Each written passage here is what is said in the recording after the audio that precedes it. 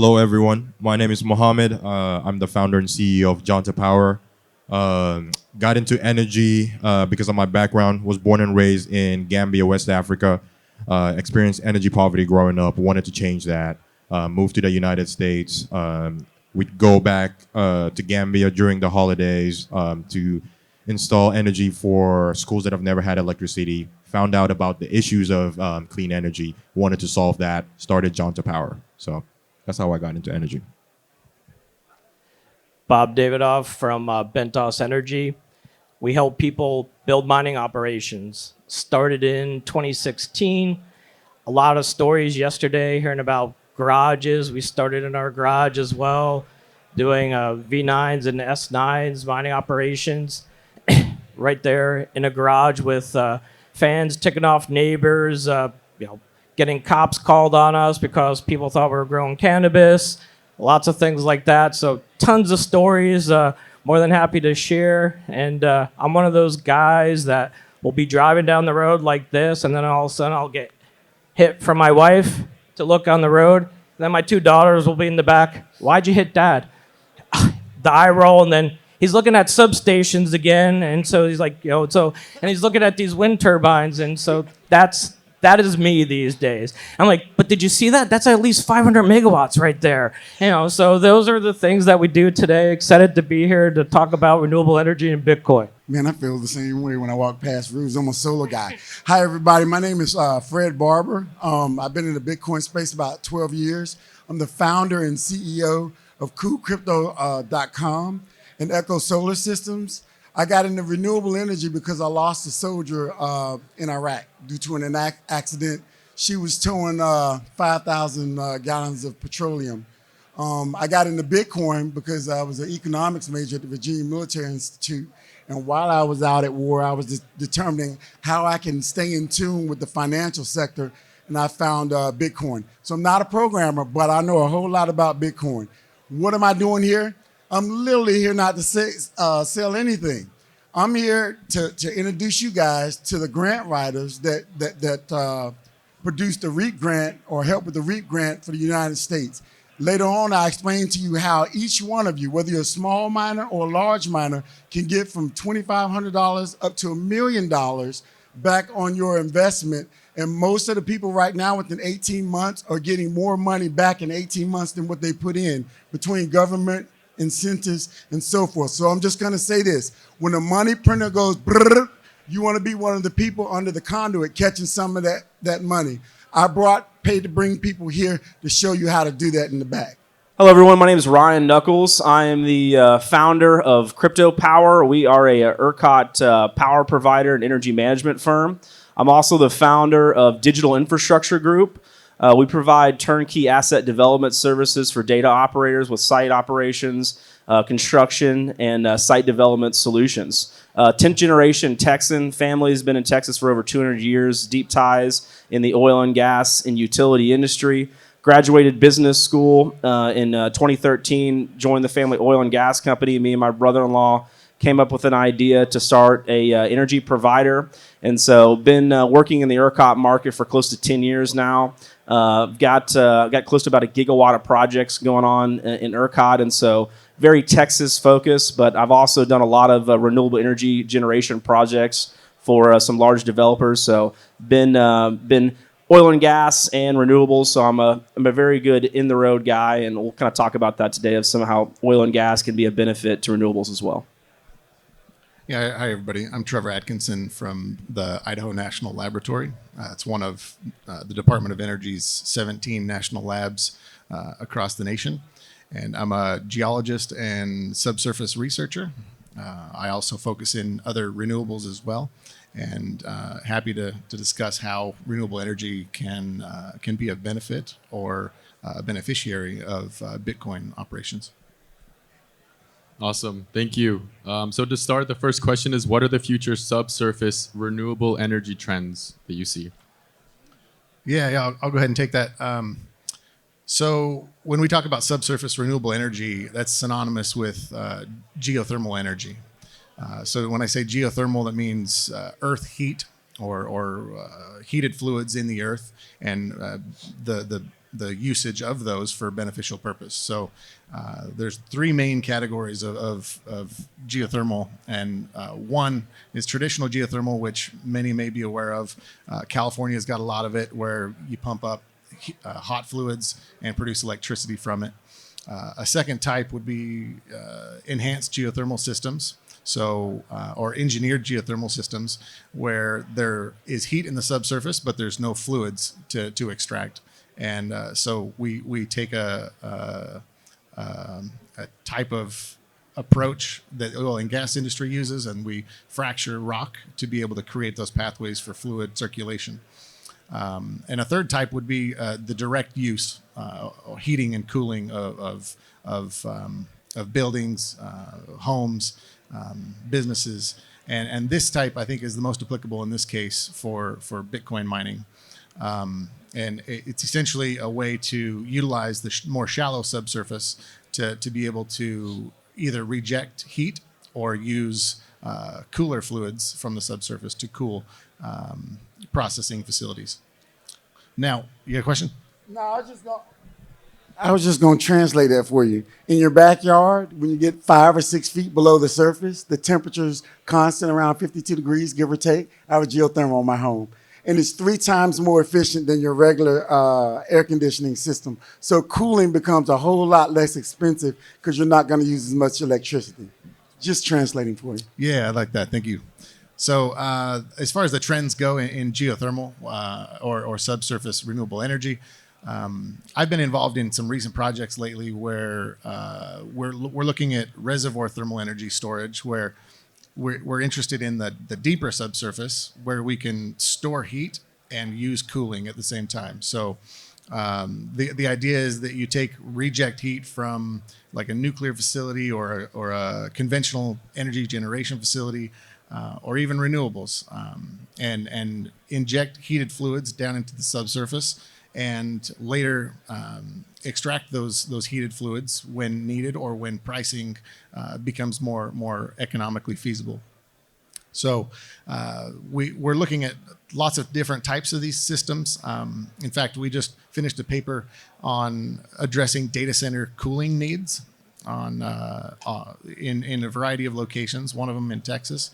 And it's an area that the Department of Energy is interested in and will continue to be interested in the near future. So with that, I'll pass it off. Well, I'll be the pro oil and gas guy on the panel. I'm an energy maximalist. I believe in all forms of energy. I don't think one form should triumph the other. Everyone has the place in the world. But when you really start to talk about intermittent power versus baseload resources, there is enough natural gas in this country literally to power the United States for the next 5,000 years, flat out. Is there a place for renewables in the world to make a difference? Absolutely. If you took away tax subsidies from the equation, that industry economics would look vastly different. So it's an honest conversation of what is the greater benefit for humanity, what is the greater benefit for industrialization. I would really push everyone to read a great book. It's called The Moral Case for Fossil Fuels. And what the book talks about is if you look at underdeveloped societies that don't necessarily have the access to oil and gas versus the societies that are enriched with oil and gas, if you look at where they are in a society, those with more oil and gas exposure vastly outpace the economic and society benefits. And so, again, it's all about baseload versus intermittent resources. There's pages on the equation for everybody, but in terms of maximizing baseload resources, oil and gas far outpaces renewables, in my opinion.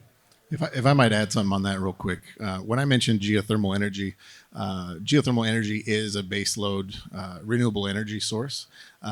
So oil and gas, yes, I'm completely on board. I don't think it's going anywhere. But we need to differentiate the difference between solar, wind, which are intermittent, and geothermal energy, which it provides a base load capacity for the grid. And it's been shown in California and in Nevada and in other locations across the globe. But I'm not competing with oil and gas in this sense. I just want to clarify that. Yeah, I think there's a case for both, right? So oil and gas have been around for 100 plus years when humanity gave up on whale blubber, so to speak. So it's like comparing an old man to a toddler, right? So over time, I can remember, in the 70s, they came out with a microwave, and everybody thought it was awesome because they could cook a hot dog in 30 minutes, and now you can get them for a fraction of the cost, and they'll blow a hot dog up in about 30 seconds, you know what I mean? So at the end of the day, as a petroleum officer, I understand that, a gallon of gas will move an M1 tank 70 tons across a desert at speeds that'll freak you out. However, I've been driving a Tesla for a while, and I know that it gets 109 miles to the gallon equivalent. So there's a place for both is my point. And I think there's a consensus here that you can't pack the amount of energy using electricity into a small space for a gallon of gas. But at the same time, we don't want to be choking our kids out either. So it kind of all shakes out. All right. So, yeah, good stuff. I'll add something real quick and hand it over to Mohammed on it. So the last couple of questions is talking about geothermal. By no means, I'm not a geothermal expert. We handle more on the solar and the wind side, and and then of course tapping into the grid, into ERCOT, PGM markets. But here's an interesting thing, because I'm all about technology and innovation. So I just happened to visit a geothermal plant out in Indonesia last year, because we're always looking for renewable energies. And one of the things that stuck out was a system called ORC. You probably might even know a little bit more about ORC than I do. That's ORC. Now, what's really cool about this ORC system is that it does its normal geothermal process in a geothermal plant, but now secondary life or end of life, this is basically, by the way, just to back up, from my understanding, geothermal is not sometimes the most efficient energy use, but it's renewable, right? And so they're coming up with cost-effective ways to do this, from my understanding. And so now when you start adding an ORC system to it, because when you're getting the energy starts and you're getting like steam, brine, all this heat going into all these turbines, and these turbines go into these generators, and then you turn mechanical energy into all this other energy stuff. So long story short, what we're getting at is an ORC system can make things more efficient. And I think that's the whole topic on here, is that we're looking, there's like these gentlemen are saying, there's obviously room for both, right? Oil, gas, as much as we want to talk about renewable, which I love, it's really not going anywhere, and there's room for that. But innovation to make it cleaner, that's where I think things are going. And it's the same thing what happened with geothermal. There's a lot of innovation with an ORC system. Those are basically now getting an extra 20% of energy efficiency. And, so there's a lot of great stuff happening there. I'm going to hand it over to Mohammed. Yeah, I think you guys did a pretty good job in explaining that, so probably won't touch on it a lot, but yeah, that was pretty good. How does Bitcoin impact the demand for renewable energy? You could answer that one. Yeah, okay, cool. It impacts it a lot. I think it's kind of in the same space as what we project AI to do. Bitcoin is a currency that requires energy. The more we mine it, the more energy we need. And so it greatly impacts it. I think that's just the bottom line. So I'm one of the big believers that Bitcoin is the most renewable coin out there, or the greenest coin out there. There's a lot of naysayers on that. We have other people on the stage, like proof of stake, energy efficiency. But what a lot of people don't really understand is Bitcoin facilitates renewable energy, and that's what makes it the greenest coin in the world, honestly. You can hear about all this POS stuff. There's another acronym from POS. I don't want to go there. In my mind, there's no doubt Bitcoin's number one. It's the greenest coin in the world, and I'm going to give you 3 real-life examples. So we're working on a project, a wind turbine project it's called the Badlands. So 300 megawatt wind turbine project. They're trying to get all this funding. Long story short, guess what happened? They got denied their interconnect agreement. So some people are like, okay, well, what does that mean? Well, I'm going to tell you what that means. That means that they cannot put those wind turbines onto the grid to provide power because, a lot of bureaucratic stuff. But here's my point. So they have the funding. They have everything going on. So what do? Bitcoin can come in and save that project, because what we do is we digitize energy at its source. And this is one of the greatest things of Bitcoin is that we could go to stranded projects. We could go to renewable projects like this wind project that's out there in the Badlands that now can't get an interconnect. I'll give you another example. Last year, I was fortunate enough to fly to Chile. We were talking about subsidies and grants and creating all these renewable projects. Well, lots of solar projects getting put out there. Long story short, there's this interconnect problem again because one of the biggest problems in all of energy is transmission. The rule of thumb is that for every mile of transmission, or how do we get this energy or this power generation to people? So you need transmission to do that. So there's a lot of projects that are producing lots of energy that's stranded. So here's where Bitcoin now can go right to its source and generate that power, and now to basically facilitate solar projects, wind turbine projects, and then also geothermal projects out in Indonesia. So right there, Bitcoin really helps renewables. You go next? Or you want me to go? Go ahead. Okay, I'm gonna stand up a little bit. Can everybody stand up for a second? Conference break, stand up, stand up, stand up, stand up. Come on, don't be afraid, stand up. Everybody stand up. All right, take a conference break, because sometimes the stuff gets, kind of boring. Oh, yeah, now sit down, take a break. I want you to hear what I'm telling you right now, because the first time I heard it, I absolutely positively thought it was a scam. I thought it was so much of a scam that I literally got it put on our step and repeat so you can see that I thought it was a scam. Now, this is the REAP program is what I'm talking about, okay? The U.S. government is giving out up to $1 million for renewable energy projects that are placed in agricultural areas or if your business has anything to do with agriculture. We're talking about hotels that are out in the country. We're talking about people with a 1 megawatt, 2, 3, 4 megawatt systems with 5 chickens and all this sorts of kind of stuff. Here's the deal. I didn't come to the conference to promote my own company. I came to bring a grant writer in the back to help with decentralization because I realized that the range for the REAP program is from $2,500, which is a person that maybe doesn't have a lot, to the really rich guys that act like they're not rich, and the gals that don't act like, that act like they don't have a lot, that can do $2 million at a pop. The government's gonna give you half that money back. On the wall back there, speaking of renewable energy, this is gonna bring you to the space. The average company that applies for REAP gets more money back within 18 months than they put in if they use a grant writer. Now remember what I said in the beginning. I want you to assume that it's a scam first, but it's not. This is the thing I want you to do. Write down USDA.gov. Everybody say USDA. Say USDA. That's the governmental organization that supports REAP. And they got hundreds and hundreds of millions of dollars. So if you're a cool immersion miner guy, okay, dip your little ASIC in the water, whatever you got going on, and make it work. If you rocking with a GPU and all that kind of stuff, use that. Here's what I'm getting at, and this is what really matters to Bitcoin miners, right? Because I've been to 1 million of these over the last 12 years, and I always wanted somebody to say something that really mattered to me.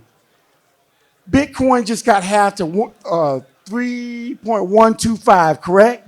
That means somebody out there right now paid to come here, and you're going to be feeling the butt pain in about 30, 60, 90 days.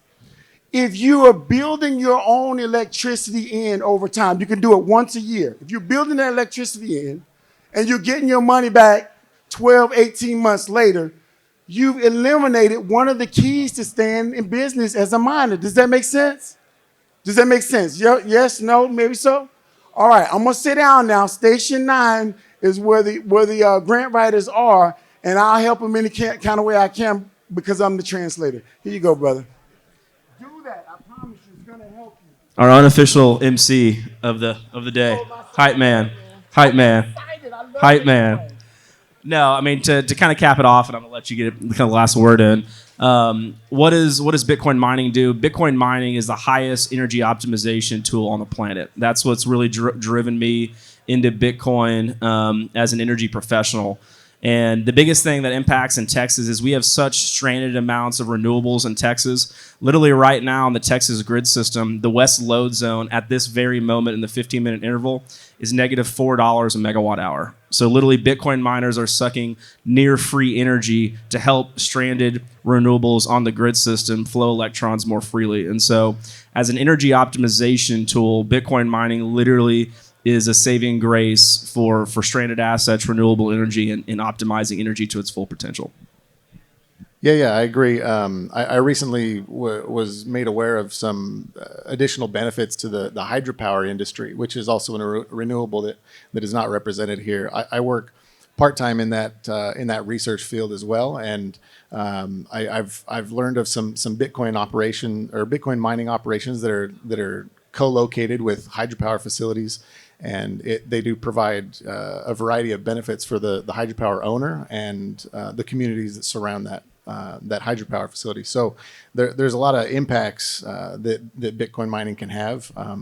One that I might highlight before we wrap up on geothermal is that Bitcoin mining produces a lot of heat, and that heat needs to go somewhere.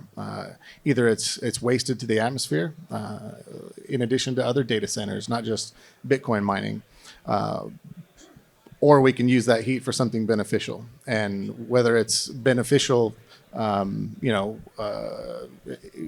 always to that facility, or if that heat can be utilized seasonally or daily or weekly in a surface or in a subsurface storage scenario, that's another option that we need to start thinking about, using the heat instead of wasting it. That's one thing that we as researchers at many DOE national labs are interested in. One more thing about that REAP, you guys. My company is Echo Solar, right? It's anything, right? It's biomass, right? Peter was talking about cow poop yesterday. It's wind energy. It's solar, anything. And then there's another piece to it. If you can show that a new system you're bringing on makes you 10% or more efficient and you fall into the right areas, you also qualify for another $500,000 of the REAP. I see a guy there. So outside of just cutting your energy costs, make sure you talk to some of these folks. I know what got me to do this was 3 weeks ago, Scott's Mining, right? They showed me how some miners are more efficient than others. And if you get the right stuff at the right time, the right training, the right people, you can cut those costs too. Because the more miners and full nodes that survive and excel, the longer Bitcoin will be what? Decentralized. So some of us fall off after each halving. That's the truth. That's a brutal truth, right? But if we help each other, we can really change the world. I think we're closing up. So if everyone could just share how we stay in contact with you guys. Yeah. So I have LinkedIn. I have some of my colleagues here. I'd be happy to share some business cards after we're done with this. You guys can find me on LinkedIn, robertd@bentos.com. And by all means, just find me over here and grab. I'd love to talk to you guys. We have a QR code there in the back on our banner. I'm Fred Barber on the side. I'm on LinkedIn, etc. Also, if you have a business on Cool Crypto Combo, we'll put your link on there. No charge, no nothing. We just want to create a marketplace, kind of like I learned in Asia and Korea, where it's a one-stop shop. If you want to learn X, Y, and Z, you come to this spot, and everybody's kind of represented, and we'll vet over time. We got to figure it out, but we want to put it in plain English so regular people are not intimidated by the nuances of our industry. You can contact me on LinkedIn, just Ryan Nuckolls, and I'm also on Twitter at Ryan Nuckolls, and feel free to contact myself or my business associate, Kelly O'Keefe. Yeah, like many, LinkedIn is probably the best way to find me. I've got an email, my name, Trevor Atkinson, separated by a period at inl.gov. But again, LinkedIn is probably the best. Awesome. Thank you. Thanks Thanks, everyone. guys. Have a good day.